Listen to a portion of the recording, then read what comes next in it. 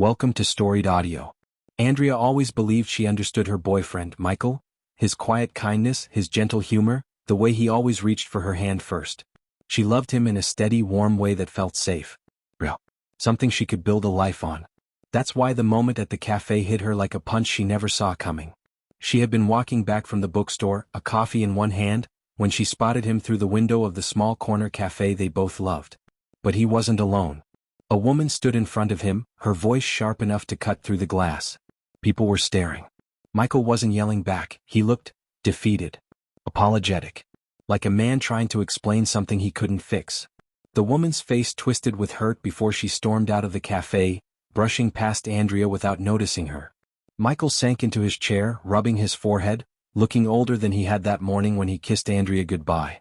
Andrea hesitated only a second before following the woman down the sidewalk. "Excuse me," she called out. The woman turned, eyes still burning. "I'm sorry, but that man you were talking to, he's my boyfriend." "What happened?" The woman blinked, surprised. Then her expression softened with something like pity. "He cheated on me," she said. "Years ago. That's why we broke up. I saw him today and I guess the anger was still there." Andrea felt her stomach drop. Cheated? For Michael? The man who always told her honesty mattered more than anything? The woman continued, "Look, I'm not trying to ruin anything for you. But he hurt me. And I needed to say it to his face." Andrea thanked her quietly and walked away, her heart pounding, her thoughts spiraling. She didn't know what to believe. She didn't know who to be angry at. But she knew one thing: Michael had never told her. Not once. Not even when they talked about past relationships. That night she didn't answer his call. Or the one after that. Or the text asking if she was okay. Over the next week she found herself pulling away without meaning to. Taking hours to respond. Turning down dates. Making excuses. She hated it, but the doubt had sunk its claws into her. Every time she looked at him, she wondered who he had been before her, and whether that man still existed. Finally, after days of silence, Michael showed up at her apartment. He knocked softly, calling her name. "Andrea? Please open the door." She did. His eyes were worried, tired. "Did I do something?" he asked. "You've been distant. I feel like you're slipping away from me." She swallowed hard. "I saw you at the cafe." His face fell instantly. "And I talked to her," Andrea continued. "She told me why you broke up. She told me you cheated." Michael closed his eyes, exhaling slowly. "Andrea, that was years ago. I was stupid. I was insecure. I was a different person. I regret it every day, but it has nothing to do with you." "You didn't tell me," she whispered. "Because I didn't want you to look at me the way you're looking at me right now." She crossed her arms, trying to hold herself together. "I don't know if I can trust you."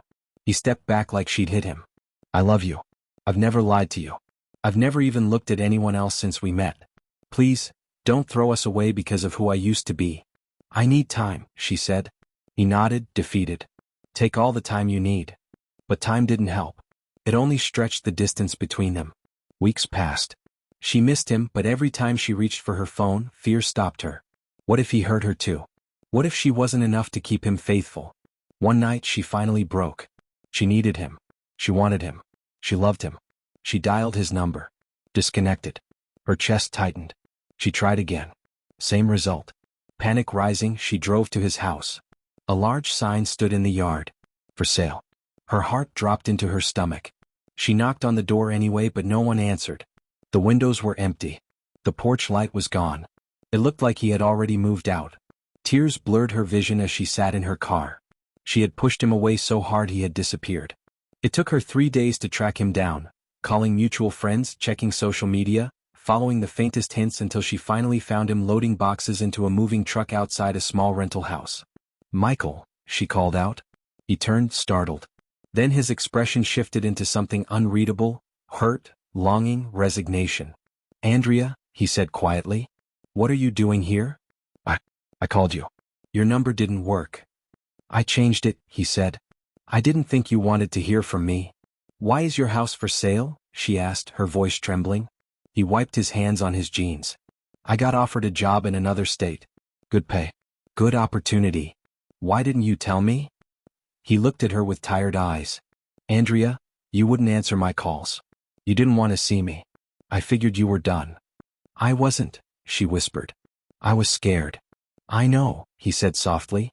And I understand. What I did years ago, it was awful. I deserved the consequences.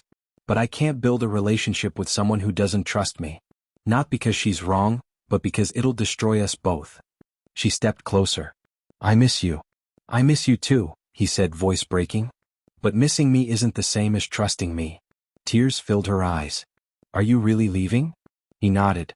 Tomorrow morning. Michael, please? He reached out and brushed a tear from her cheek. I love you. I always will. But I can't stay where I'm only seen as the worst thing I've ever done. She grabbed his hand, holding it tightly. I'm sorry. I should have talked to you. I should have believed in us. He squeezed her hand once, gently, then let go. I hope you find peace, he said. And I hope you find someone who makes you feel safe. And what about you? She whispered. He smiled sadly. I'll carry you with me. Even if you're not mine. Then he walked back to the truck, climbed inside and closed the door. Andrea stood there, watching the man she loved drive away, realizing too late that doubt had cost her something real. Something rare. Something she might never find again. She wasn't the only one heartbroken. He was too. But love wasn't enough, not without trust. And as the taillights disappeared down the road, Andrea finally understood that she hadn't lost him because of his past. She lost him because she couldn't let it go. Subscribe to the channel for more audio stories.